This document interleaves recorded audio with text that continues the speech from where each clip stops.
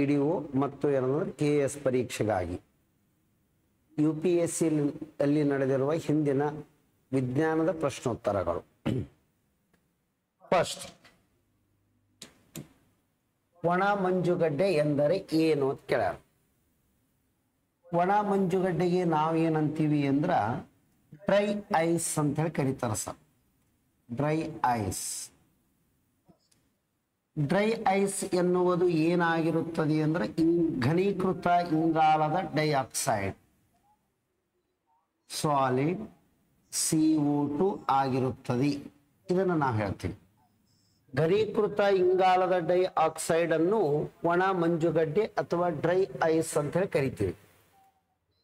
ಇಲ್ಲೊಂದು ಸಣ್ಣ ವಿಚಾರ ಏನು ಅಂದ್ರೆ ಸಬ್ಲಿಮೇಷನ್ ಅಂತ ಹೇಳಿ ಒಂದು ವರ್ಡ್ ಬರ್ತದೆ ರಸಾಯನಶಾಸ್ತ್ರದಲ್ಲಿ. ಆ ಸಬ್ಲಿಮೇಷನ್ ಅಂದ್ರೆ ಏನಿದ್ರ ಮೀನಿಂಗ್ ಅಂದ್ರೆ ಉತ್ಪತನ ಎಂದರ್ಥ. ಉತ್ಪತನ ಎಂದರ್ಥ. ಹಿಂಗಂದ್ರೆ ಏನು ಅಂದ್ರ ಘನಸ್ಥಿತಿಯಲ್ಲಿರುವ ವಸ್ತುಗಳು, ಘನಸ್ಥಿತಿಯ ವಸ್ತುಗಳು ನೇರವಾಗಿ ಆವಿಯಾಗುವುದು, ದ್ರವಕ್ಕೆ ಬರಲಾರ್ದನೆ ಆವಿಯಾಗುವುದು. ಇದರ ಮೀನಿಂಗ್ ಸಾಲಿಡ್ ಟು ವೇಪರ್ ಈ ರೀತಿ ಕರಿತೇವೆ ನಾವು. ಇದಕ್ಕ ಎಕ್ಸಾಂಪಲ್ಗಳು ಒಂದು 2-3 ಗೊತ್ತಿರಬೇಕು. ಒಂದನೇದ್ದು ಏನದಂದ್ರೆ ಕರ್ಪೂರ. ಕರ್ಪೂರ ಅಂದ್ರೆ ಕ್ಯಾಂಫರ್. ಎರಡನೆಯದ್ದು ಇದೇ ರೀ ಒಣ ಮಂಜುಗಡ್ಡೆ ಅಥವಾ ಶುಷ್ಕ ಮಂಜುಗಡ್ಡೆನೂ ಅಂತಾರ. ಒಣ ಮಂಜುಗಡ್ಡೆ ಅಥವಾ ಶುಷ್ಕ ಮಂಜುಗಡ್ಡೆ. ಶುಷ್ಕ ಮಂಜುಗಡ್ಡೆ ಡ್ರೈ ಅನ್ನಂಗ ಶುಷ್ಕ ಮಂಜುಗಡ್ಡೆ. ಮತ್ತೆ ಯಾವ್ದು ಬರ್ತದಂದ್ರೆ ಅಯೋಡಿನ್ ಅಂತ ಹೇಳಿನೂ ಬರ್ತದೆ. ಅಯೋಡಿನ್. ಇವೆಲ್ಲ ಏನದಂದ್ರ ಉತ್ಪತ್ತನಕ್ಕೆ ಉದಾಹರಣೆಗಳು ಆಗಿವೆ. ದೇವ್ರ ಮುಂದೆ ಏನಂದ್ರೆ ಮಂಗಳಾರತಿ ಮಾಡುವಾಗ ಕರ್ಪೂರ ಬೆಳಗುತ್ತಾರಲ್ಲ, ಅದನ್ನ ಒಂದ್ಸಲ ಅಬ್ಸರ್ವ್ ಮಾಡಿ ನೀವು. ಸಾಲಿಡ್ ಟು ಡೈರೆಕ್ಟ್ ವೇಪರ್ ಆಗಿಬಿಡ್ತಾವ. ಅಂದ್ರೆ ಘನ ಸ್ಥಿತಿಯಿಂದ ನೇರವಾಗಿ ಅನಿಲ ಸ್ಥಿತಿಗೆ ಹೋಗುವುದಕ್ಕ ನಾವೇನನ್ಬೇಕಂದ್ರೆ ಸಬ್ಲಿಮೇಷನ್ ಅಥವಾ ಉತ್ಪತನ ಎಂದು ಕರೆಯುತ್ತೇವೆ. ನೆಕ್ಸ್ಟ್, ನೀಲ್ ಆರ್ಮ್ಸ್ಟ್ರಾಂಗ್ ಚಂದ್ರನ ಮೇಲೆ ಕಾಲಿಟ್ಟ ಪ್ರಥಮ ಮಾನವ. ಚಂದ್ರನ ಮೇಲೆ ಆತನು ನಡೆಯುವಾಗ ಇಷ್ಟು ವರ್ಡ್ ಕೇಳ್ಯಾರ. ಮೊದಲ ನೀಲ್ ಆರ್ಮ್ಸ್ಟ್ರಾಂಗ್ ಯಾರು ಅನ್ನೋದನ್ನ ಗೊತ್ತಿರಬೇಕು. USA ದೇಶದಿಂದ USAದ ನಾಸಾ ಎನ್ನುವ ಸಂಸ್ಥೆ. ಇದರದು ವಿಸ್ತೃತ ರೂಪ ಕೇಳಿದ್ದ KPSC ಎಕ್ಸಾಮ್ದಾಗ ನ್ಯಾಷನಲ್ ಏರೋನಾಟಿಕಲ್ ಸ್ಪೇಸ್ ಅಡ್ಮಿನಿಸ್ಟ್ರೇಷನ್. ಆ ವರ್ಡ್ ಬೇಕು ಲಾಸ್ಟಿಗೆ, administration. National aeronautic space administration ಅಮೆರಿಕಾದ ಬಾಹ್ಯಾಕಾಶ ಸಂಸ್ಥೆಯಾಗಿದೆ. ಇವರಿಂದ ಅಪೋಲೋ 11 ಎನ್ನುವ ನೌಕೆ ಹಾರಿಸಲಾಯಿತು. ಈ ನೌಕೆದಿಂದ ಇಬ್ಬರು ಪ್ರಯಾಣ ಮಾಡೋದು. ಯಾರಿಬ್ಬರು ಅಂದ್ರೆ ಒಂದು ನೀಲ್ ಆರ್ಮ್ಸ್ಟ್ರಾಂಗ್, ಎರಡನೆಯದ್ದು ಏನದಂದ್ರೆ ಎಡ್ವಿನ್ ಆಲ್ಡ್ರಿನ್. ನೀಲ್ ಆರ್ಮ್ಸ್ಟ್ರಾಂಗ್ ಏನೋ ಒಬ್ಬರು ಯಾರು ಇರ್ತಾರ ಅಂದ್ರೆ ಎಡ್ವಿನ್ ಆಲ್ಡ್ರಿನ್ ಅಂತ ಹೇಳಿ ಇವ್ರ ಜೊತೆ ಇರ್ತಾರ. ಎಡ್ವಿನ್ ಆಲ್ಡ್ರಿನ್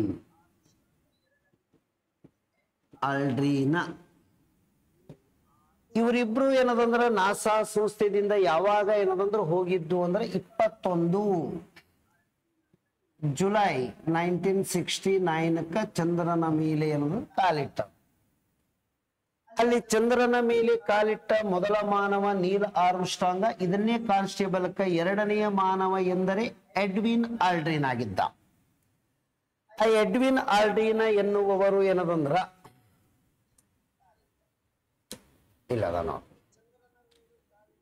ಚಂದ್ರನ ಮೇಲೆ ಕಾಲಿಟ್ಟ ಮೊದಲ ಮಾನವ ಎಡ್ವಿನ್ ಆಲ್ಡ್ರಿನ್ ಮತ್ತು ನೀಲ್ ಆರ್ಮ್ಸ್ಟ್ರಾಂಗ್ ಅವರಿಬ್ರು. ಫಸ್ಟ್ ನೀಲ್ ಆರ್ಮ್ಸ್ಟ್ರಾಂಗ್, ಎರಡನೇದವರು ಎಡ್ವಿನ್ ಆಲ್ಡ್ರಿನ್.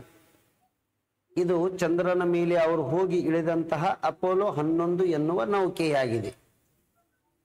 ಇದರ ವಿಶೇಷತೆ ಏನು ಅಂದ್ರ ಚಂದ್ರನ ಮೇಲೆ ಕಾಲಿಟ್ಟಾಗ ಅವರ ತೂಕದಲ್ಲಿ ಏನಾಯಿತು ಅಂತ ಕೇಳ್ಯಾರ. ಈ ನೀಲ್ ಆರ್ಮ್ಸ್ಟ್ರಾಂಗ್ ಒಂದು ಕೊಟೇಶನ್ ಕೇಳಿದ್ರು PSIಗೆ.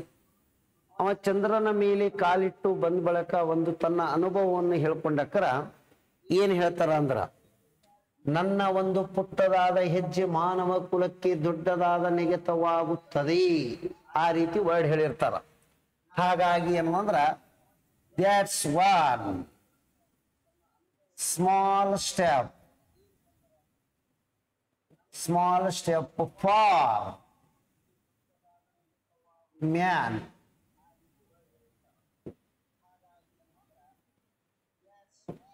ಒನ್ ಗೇಂಟ್ ಅಂದ್ರ ನೆಗೆತ ಎಂದರ್ಥ.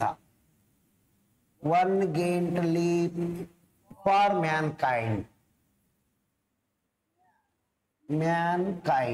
ಈ ವರ್ಡ್ ಅವರೇ ಹೇಳಿದ್ದು. ನನ್ನ ಒಂದು ಪುಟ್ಟದಾದ ಹೆಜ್ಜೆ ಮಾನವ ಕುಲಕ್ಕೆ ಒಂದು ದೊಡ್ಡದಾದ ನೆಗೆತವಾಗುತ್ತದೆ ಅಂತ ಹೇಳಿ, ಅಂದ್ರೆ ಹೊಸ ಹೊಸ ಸಂಶೋಧನೆಗಳಿಗೆ ಸಹಾಯವಾಗುತ್ತದೆ. ನೀಲ್ ಆರ್ಮ್ಸ್ಟ್ರಾಂಗ್ ಅವರು ಚಂದ್ರನ ಮೇಲೆ ಹೋದಾಗ, ಈ ಚಂದ್ರನ ಮೇಲೆ ಏನದಂದ್ರ ಭೂಮಿಯ ಗುರುತ್ವ ಬಲದ 1/6 ಅದರಿ ಗ್ರಾವಿಟೇಷನಲ್ ಪವರ್. ಚಂದ್ರನ ಮೇಲೆ ಭೂಮಿಯ 1/6 ಅದ ಅರ್ಥದ್ದು. ಭೂಮಿಯ 1/6 ಗುರುತ್ವ ಬಲ ಅದ. ಹಾಗಾದ್ರೆ ಗುರುತ್ವ ಬಲ 1/6 ಅದ ಅಂದ್ರೆ ಇದರ ಮೀನಿಂಗ್ ಏನಂದ್ರ, ಭೂಮಿ ಮ್ಯಾಗ 60 kg ಇದ್ದ ಅಂದ್ರೆ ಚಂದ್ರನ ಮೇಲೆ 6 6 10 ಬರೀ 10 kg ಆತನ. ಇದ್ರ ಮೇಲೆ ತೂಕ ಕಡಿಮೆ ಆಗುತ್ತದೆ. ಒಂದು ವೇಳೆ ಇದನ್ನ KSISFPC ಕೇಳಿದ್ದ 100 × 1/6 ಕಡ್ತಾ ಹೊಡೆದ್ರೆ 16.6 kg.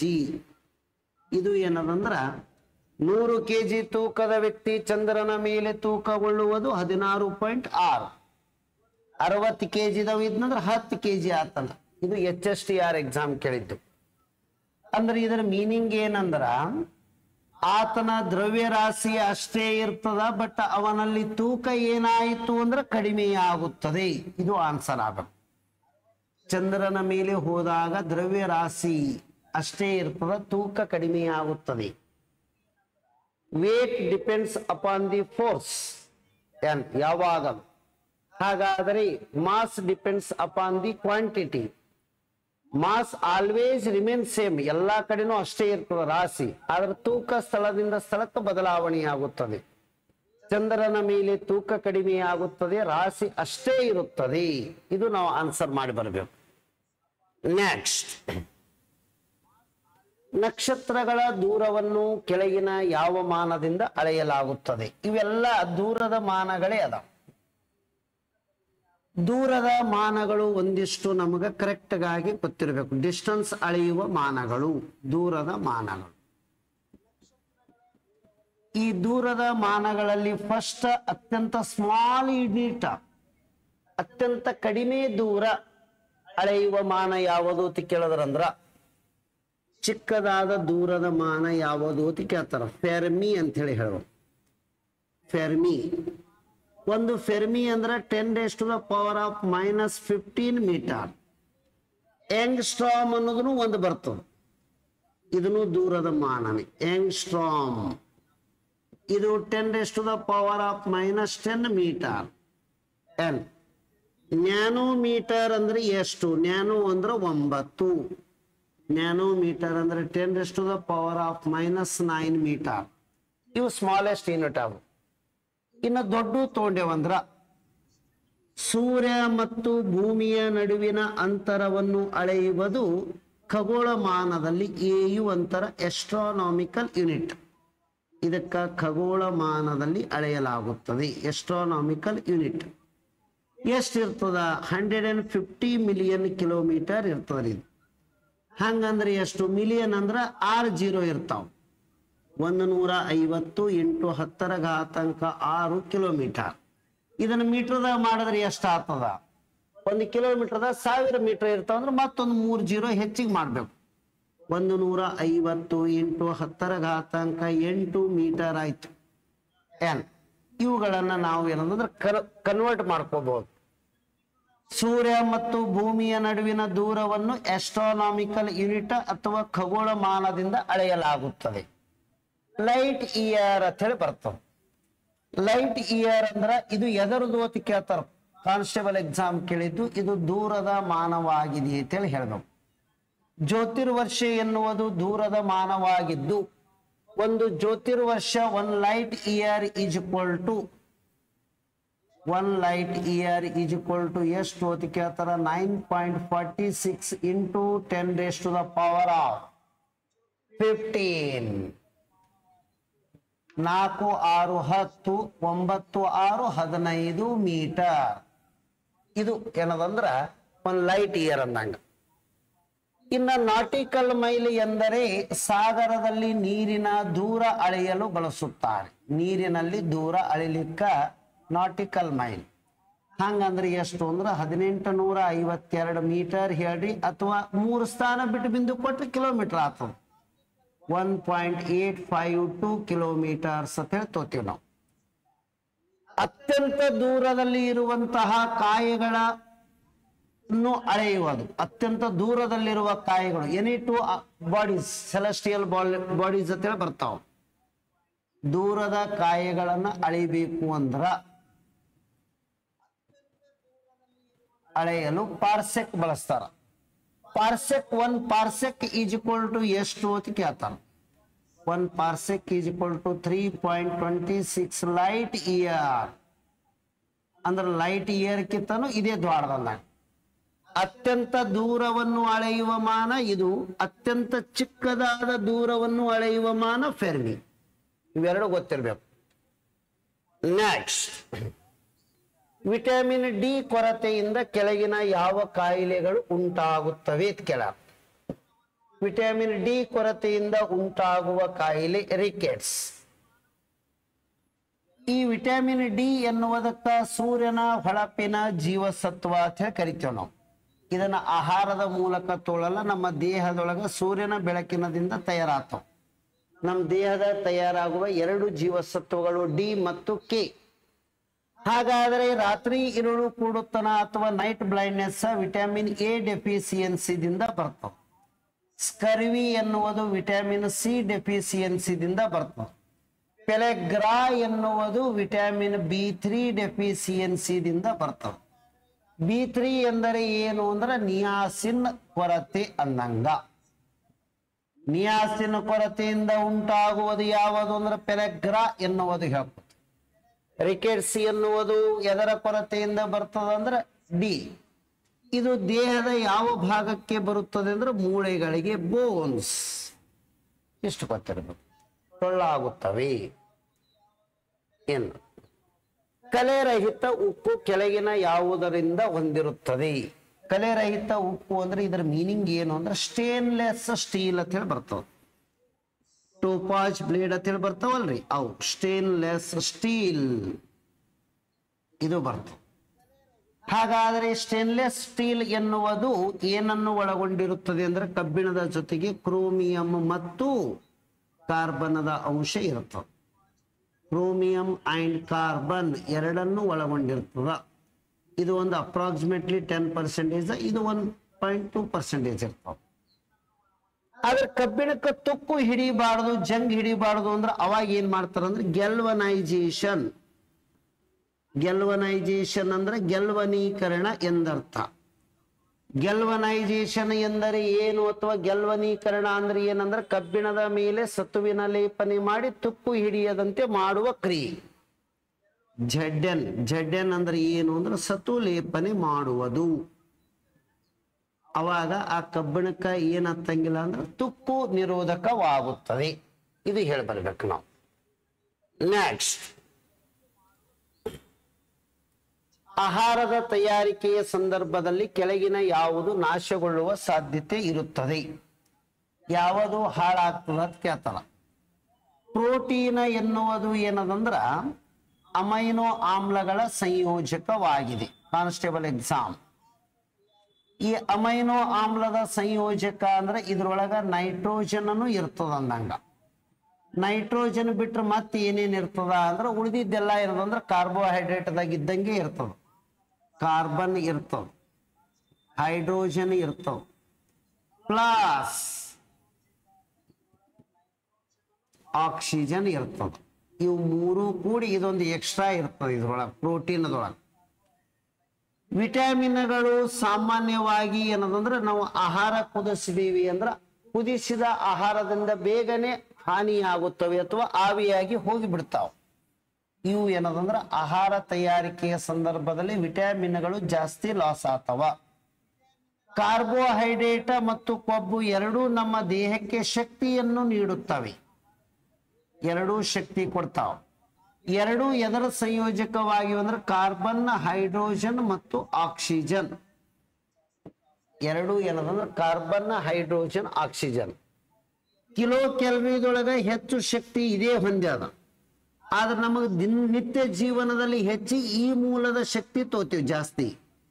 ಇವೆರಡು ದೇಹಕ್ಕೆ ಶಕ್ತಿಯ ಒದಗಿಸುವ ಮೂಲಗಳು ಆಗಿವೆ. ಇದು ಹೇಳ್ಕೋಬೇಕು. ನೆಕ್ಸ್ಟ್, ಕಬ್ಬಿಣವು ತುಕ್ಕು ಹಿಡಿದಾಗ ಏನಾಗುತ್ತದೆ? ಮೊದಲು UPSC, ಆಮೇಲೆ ಸಿವಿಲ್ PSI ಬಂದದ, ನಂತರ KPSC ಕ್ವಶನ್ ಬಂದದ. ಹೆಚ್ಚಾಗುತ್ತದೆ. ಅದರ ಮ್ಯಾಗ ಜಂಗ್ ಹತ್ತನ ಏನು ಪದರ ಇರ್ತದಲ್ಲ, ಅದು ಬಡಿತೀವಿ ಅಂದ್ರೆ ಕೆಳಗೆ ಬೀಳ್ತದ ನೋಡಿ. ಅದೇ ಎಕ್ಸ್ಟ್ರಾ ಏನದಂದ್ರೆ ವೇಟ್ ಇರ್ತದ. ಕಬ್ಬಿಣಕ್ಕೆ ತುಕ್ಕು ಹಿಡಿದಾಗ ಏನಾಗುತ್ತದೆ ಅಂದ್ರೆ ಅದರ ತೂಕವು ಹೆಚ್ಚಳವಾಗುತ್ತದೆ. ಇದು ಹೇಳಬೇಕು. ನೆಕ್ಸ್ಟ್, ಕೆಳಗಿನ ಯಾವುದು ದೇಹದೊಳಗೆ ಸಕ್ಕರೆಯ ಪ್ರಮಾಣವನ್ನು ನಿಯಂತ್ರಿಸುತ್ತದೆ? ಇದರೊಳಗ ಏನಂದ್ರೆ ಇನ್ಸುಲಿನ್. ಇನ್ಸುಲಿನ್ ಎನ್ನುವುದು ಎಲ್ಲಿರ್ತದೆ? ಮೇದೋಜೀರಕ ಗ್ರಂಥಿಯಲ್ಲಿ ಇರುತ್ತದೆ. ಇದೊಂದು ಹಾರ್ಮೋನ್ ಮೇದೋಜೀರಕ ಗ್ರಂಥಿಯಲ್ಲಿ ಇರುತ್ತದೆ. ಇದು ಹೇಳಬೇಕು. ಹಾಗಾದರೆ ಇನ್ಸುಲಿನ್ ಉತ್ಪಾದನೆ ಮಾಡುವುದು ಇಲ್ಲಿ ನೋಡಿ, 4 ಆಪ್ಷನ್ ಕೊಡ್ತೀನಿ, ಇದನ್ನ ನನ್ನ ಕಾಮೆಂಟ್ಸ್ ಬಾಕ್ಸ್ನಾಗ ಹಾಕಿನಿ. ಇನ್ಸುಲಿನ್ ಬಿಡುಗಡೆಯಾಗುವುದು ಅಲ್ಫಾ ಕೋಶ, ಬೀಟಾ ಕೋಶ, ಗ್ಯಾಮಾ ಕೋಶ. ಹಿಂಗೆ ಯಾವ ಕೋಶದಿಂದ ಇನ್ಸುಲಿನ್ ಬಿಡುಗಡೆಯಾಗುತ್ತದೆ? ಇದು ಆನ್ಸರ್ ಮಾಡಬೇಕು. ಇನ್ಸುಲಿನ್ ಇದು ಪೆಪ್ಟೈಡ್ ಬಂಧಕ್ಕೆ ಒಳಪಟ್ಟಿದೆ. ಪೆಪ್ಟೈಡ್ ಬಂಧಕ್ಕೆ ಒಳಪಟ್ಟಿದೆ. ಇದು ಫಸ್ಟ್. ಇನ್ಸುಲಿನ್ ಕಂಡು ಹಿಡಿದವರು ಯಾರದರಂದ್ರೆ ಬಾಂಟಿಂಗ್ ಮತ್ತು ಬೆಸ್ಟ್. ಬಾಂಟಿಂಗ ಮತ್ತು ಬೆಸ್ಟ್.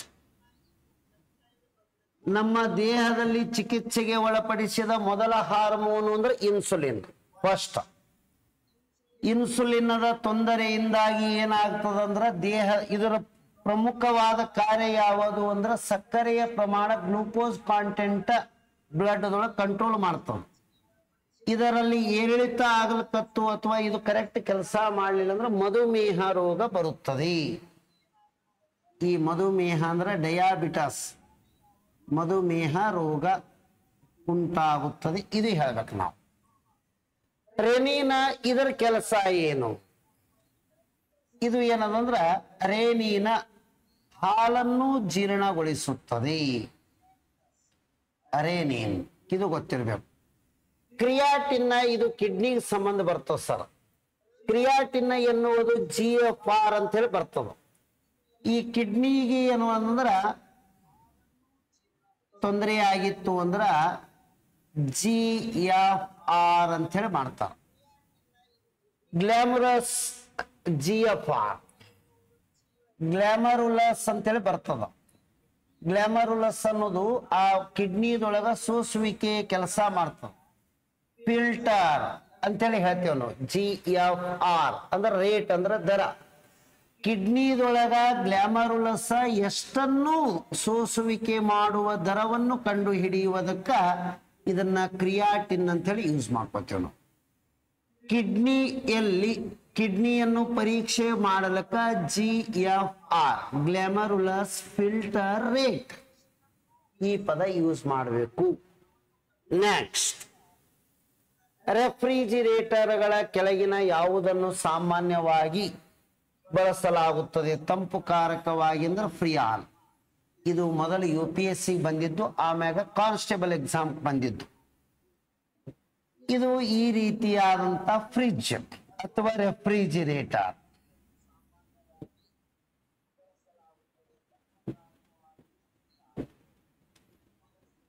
ಇದು ಒಂದು ರೆಫ್ರಿಜಿರೇಟರ್ ಅಂತ ಹೇಳ್ತವ್ರಿ. ಇದರಲ್ಲಿ ಏನದಂದ್ರ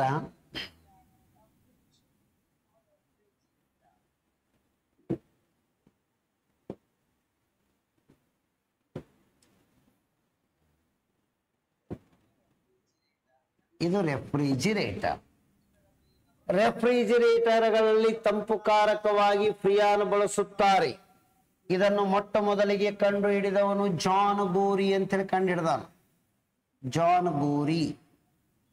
ಹಾಗಾದರೆ ಇದು ಎಡಿಸಿವ್ ಫೋರ್ಸ್ ಮ್ಯಾಗ ಕೆಲಸ ಮಾಡ್ತದೆ. ಎಡಿಸಿವ್ ಫೋರ್ಸ್. ಇನ್ನ ಇದರದು ತತ್ವ ಯಾವುದು ಅಂತ ಕೇಳ್ತಾರ. ಯಾವ ಪ್ರಿನ್ಸಿಪಲ್ ಮ್ಯಾಗ ಕೆಲಸ ಮಾಡ್ತದ ಅಂತ ಕೇಳ್ತಾರ. ಎವಾಪರೇಷನ್ ಅಂತ ಹೇಳ್ಬೇಕು. ಎವಾಪರೇಷನ್ ತತ್ವದ ಮೇಲೆ ಕಾರ್ಯನಿರ್ವಹಿಸುತ್ತದೆ. ಇನ್ನ ನೆಕ್ಸ್ಟ್ ಇದು SDA ಕ್ವಶನ್ ಕೇಳಿದ್ರು 2005 ಒಳಗ. ಯಾವ ನಿಯಮದ ಮೇಲೆ ಕಾರ್ಯನಿರ್ವಹಿಸುತ್ತದೆ? Second law of thermodynamics. Second law of thermodynamics ಮ್ಯಾಗ ಕಾರ್ಯನಿರ್ವಹಿಸ್ತದೆ. ಹಿಂಗಂದ್ರೆ ಏನಂದ್ರೆ ಎರಡನೆಯ ಉಷ್ಣಗತಿ ನಿಯಮದ ಮೇಲೆ ಕಾರ್ಯನಿರ್ವಹಿಸುತ್ತದೆ.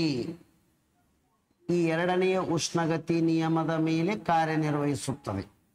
ಫ್ರಿಡ್ಜ್ಗಳಲ್ಲಿ ಏನೇ ಇಟ್ಟರು ಬಹಳ ದಿನ ಅಂದ್ರೆ ಬೇಗನೆ ಕೆಡುವುದಿಲ್ಲ. ಯಾಕಂದ್ರ ಆಹಾರ ಕೆಡಿಸಬಲ್ಲ ಸೂಕ್ಷ್ಮಾಣು ಜೀವಿಗಳಾದ ಬ್ಯಾಕ್ಟೀರಿಯಾಗಳ ಬೆಳವಣಿಗೆ ಕಡಿಮೆ ಇರ್ತದೆ. ಅದರೊಳಗ ಬ್ಯಾಕ್ಟೀರಿಯಾಗಳ ಬೆಳವಣಿಗೆ ಕಡಿಮೆ ಇರುತ್ತದೆ. ಇದು ರೀಸನ್ ಕೊಡ್ಬೇಕು ನಾವು. ಆಹಾರ ಹಾಳು ಮಾಡೋದು ಬ್ಯಾಕ್ಟೀರಿಯಾ ಶಿಲೀಂಧ್ರಕ್ಕಿಂತವು ಅವು ಜಲ್ದಿ ಬೆಳವಣಿಗೆ ಹೊಂದಲ್ಲ ಕಡಿಮೆ ತಾಪಮಾನದಾಗ. ಇನ್ನ ಇದು ಏನೋ ಒಂದು ಕ್ವಶನ್ SSC ಕೇಳಿದ್ರು. ಎವಾಪರೇಷನ್ ಬಾಷ್ಪೀಭವನ ತತ್ವದ ಮೇಲೇನು ಕಾರ್ಯನಿರ್ವಹಿಸ್ತದೆ. ಬಾಷ್ಪೀಭವನ, ಇದು ಆನ್ಸರ್ ಮಾಡಿ ಬರಬೇಕು.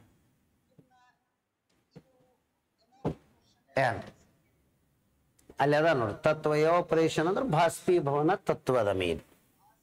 ನೆಕ್ಸ್ಟ್ ರೇಡಾರ್ ಯಾವುದರ ಸಲುವಾಗಿ ಬಳಸಲಾಗುತ್ತದೆ? ಇದು 2002 ಪೊಲೀಸ್ ಕಾನ್ಸ್ಟೇಬಲ್ ಎಕ್ಸಾಮ್ ಚಾಲು ಆಯ್ತಲ್ಲ, ಫಸ್ಟ್ ಕ್ವಶನ್ ಇದೇ ಐತ್ರಿ. ಈ ಅಬ್ಜೆಕ್ಟಿವ್ ಎಕ್ಸಾಮ್ ಸ್ಟಾರ್ಟ್ ಆದಕ್ರ ಪೊಲೀಸ್ ಕಾನ್ಸ್ಟೇಬಲ್ ಎಕ್ಸಾಮ್ದಾಗ ಕ್ವಶನ್ ಪೇಪರ್ದೊಳಗೆ ಒಂದನೇ ಕ್ವಶನ್ ಇದೇ ಬಂದಿತ್ತು. ಹಾಗಾದ್ರೆ 1980 IAS. ರಡಾರ್ ಎನ್ನುವುದು ವಸ್ತುಗಳ ಸ್ಥಾನ ಮತ್ತು ದೂರವನ್ನು ಪತ್ತೆ ಹಚ್ಚಲು ಬಳಸಲಾಗುತ್ತದೆ. ರಡಾರ್ ಇದರ ವಿಸ್ತೃತ ರೂಪ ಏನು ಅಂತ ಕೇಳಿದ್ರಂದ್ರ radio detective and ranging. Radio detective and ranging ಅಂತೇಳಿ ಹೇಳೋದು. ಇದನ್ನ ಯಾರು ಕಂಡಿಡಿದಾರ ಅಂದ್ರೆ ಟೈಲರ್ ಎನ್ನುವ ಕಂಪನಿದವರು ಕಂಡಿಡಿದ್ರು. ಇನ್ನ ರಡಾರ್ ಏನಂದ್ರೆ ಆಕಾಶದಲ್ಲಿ ಹಾರಾಡುತ್ತಿರುವ ಯಾವುದೇ ವಸ್ತುಗಳನ್ನು ಪತ್ತೆ ಹಚ್ಚುತ್ತದೆ. ಏನ್ರಿ, ಪಕ್ಷಿ ಇರಬಹುದು ಅಥವಾ ವಿಮಾನ ಇರಬಹುದು. ಅದು ಏನದಂದ್ರ ಹಾರಾಡುತ್ತಿರುವ, ಆಕಾಶದಲ್ಲಿ ಹಾರಾಡುತ್ತಿರುವ ಪಕ್ಷಿ ಅಥವಾ ಏನಂದ್ರೆ ವಿಮಾನಗಳನ್ನು ಪತ್ತೆ ಹಚ್ಚುತ್ತದೆ. ನೈಸರ್ಗಿಕ ರಡಾರ್ ಎಂದು ಯಾವುದಕ್ಕೆ ಕರೆಯುತ್ತಾರೆ? ರಡಾರ್ ಎಂದು ಯಾವುದಕ್ಕೆ ಕರೆಯುತ್ತಾರೆ? 4 ಆಪ್ಷನ್. ಎ ಪಾರಿವಾಳ, ಬಿ ನವಿಲು, ಸಿ ಏನದಂದ್ರ ರಣಹದ್ದು, ರಣಹದ್ದು. ಆ ನಂತರ ಡಿ ಏನದಂದ್ರ ಕೋಗಿಲೆ. ಇವು ಆಪ್ಷನ್ ಹೆಚ್ಚು ಕಡಿಮೆ ಕೊಟ್ಟಿನಿ, ಬಟ್ ಇದು UPSC ಪ್ರೀವಿಯಸ್ ಕ್ವಶನ್. ನೈಸರ್ಗಿಕ ರಡಾರ್ ಎಂದು ಯಾವುದಕ್ಕೆ ಕರೆಯುತ್ತಾರೆ? ಇದನ್ನ ನೀವು ಕಾಮೆಂಟ್ಸ್ ಬಾಕ್ಸ್ನಾಗ ಆನ್ಸರ್ ಮಾಡಿ. ಇದಕ್ಕೆ ನಾಳೆಗೆ ಆನ್ಸರ್ ತೋತೀನಿ. ನಿನ್ನೆ ಒಂದು ಕ್ವಶನ್ ಕೊಟ್ಟಿದ್ದೀನಿ. G = ಇದರ ವ್ಯಾಲ್ಯೂ ಎಷ್ಟದ ಅಂತ ಹೇಳಿ. ಕ್ಯಾಪಿಟಲ್ G ಅಂದ್ರ ವಿಶ್ವ ಗುರುತ್ವದ ಸ್ಥಿರಾಂಕ ಅಂತ ಹೇಳಿ ಕರಿತೀವಿ ನಾವು. ವಿಶ್ವ ಗುರುತ್ವದ ಸ್ಥಿರಾಂಕ. ಇದರ ವ್ಯಾಲ್ಯೂ ಎಷ್ಟು ಅಂದ್ರೆ 6.673 × 10⁻⁻11 Newton metre square per kg². ಇದನ್ನೇ ಹಿಂಗೂ ಬರಿಬಹುದು, ನ್ಯೂಟನ್ ಮೀಟರ್ ಸ್ಕ್ವೇರ್ kg² ಇದ್ದದ್ದು ಪರ್ ಅಂದ್ರೆ ಮೈನಸ್ ಆಫ್. ಇದು ಟೀಚರ್ಸ್ ಅಪಾಯಿಂಟ್ಮೆಂಟ್ ಇದರ ಯೂನಿಟ್ ಕೇಳಿದ್ವಿ. ಬರೀ ಎಷ್ಟದ ಅಂತೇಳಿ ಆ ಯೂನಿಟ್ ಯಾವುದು ಅಂತ ಕೇಳಿದ್ರೆ ಇದು ಹೇಳ್ಬಾರ್ದು. ಓಕೆ, ಎಲ್ಲರಿಗೂ ಧನ್ಯವಾದಗಳು.